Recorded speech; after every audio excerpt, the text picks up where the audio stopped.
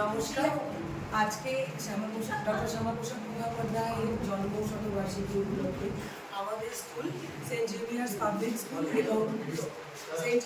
Public school এবং Montessori section আমরা celebrate করতে চলেছি ওনার জন্মশতবার্ষিকী। সেই উপলক্ষে আমাদের দিদি বন্দনা ম্যাম কিছু বলবে।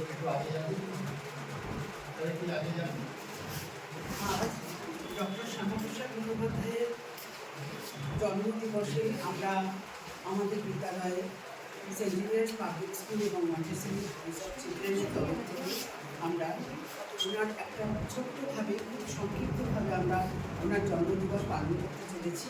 এই উপলক্ষে আমার সামান্য কিছু বক্তব্য আমি এখানে পেশ করছি।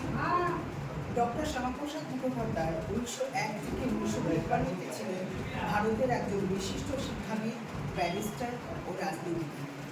1934 সালে মাত্র 33 বছর বয়সে তিনি কলকাতা বিশ্ববিদ্যালয়ের সর্বকনিষ্ঠ উপাচার্য হন। স্বাধীন ভারতের প্রথম শিক্ষামন্ত্রী হিসেবে দায়িত্ব পালন করলেও নেহেরু লিয়াকত চুক্তির প্রতিবাদে মন্ত্রিসভা ত্যাগ করেন। 1951 সালে তিনি ভারতীয় জনসংঘ প্রতিষ্ঠা করেন।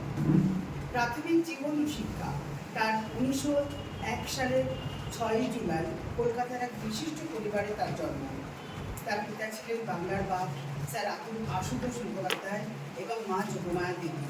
প্রেসিডেন্সি কলেজ থেকে ইংরেজি ও বাংলার স্নাতকোত্তর এবং পরবর্তীতে আইন ডিগ্রি সম্পন্ন করে 1927 সালে তিনি বিলেত থেকে ব্যারিস্টার হিসেবে ফিরে আসেন। শিক্ষাক্ষেত্রে ওনার অবদান ছিল অসীম।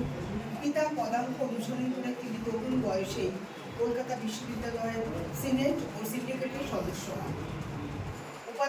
উপাচার্য থাকাকালীন 1934 সালে সমাবর্তনে তিনি প্রথমবার বাংলায় বক্তব্য প্রদানের ব্যবস্থা করে কবি রবীন্দ্রনাথ ঠাকুরকে দিয়ে তা বলার, যা ছিল মাতৃভাষার প্রতি তার গভীর শ্রদ্ধার নিদর্শন।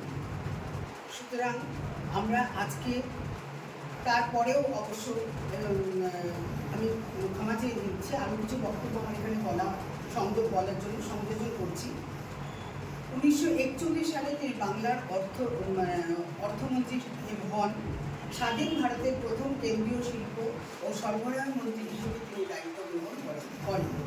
পরবর্তীতে পাকিস্তান ত্যাগ আগত হিন্দু উদ্বাস্তুদের সুরক্ষার বিষয়ে নেহেরু লিয়াকত চুক্তির তীব্র বিরোধিতা করে 1950 সালে মন্ত্রিসভা থেকে পদত্যাগ করেছিলেন।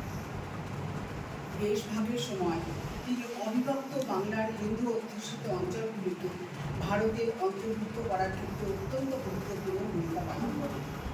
নতুন রাজনৈতিক দল রাষ্ট্রীয় সংঘ সেবক সংঘের, যেটা আজকের দিনে RSS, যদিও আমি এখানে দলীয় কোনো কথা বলার জন্য আমরা এই সামান্য কথা বলছি না, তার RSS-এর সহায়তায় 1951 সালের 21শে অক্টোবর ভারতীয় জনসংঘ প্রতিষ্ঠা করে, যা বর্তমান ভারতীয় জনতা পার্টি BJP-র পূর্বসূরি।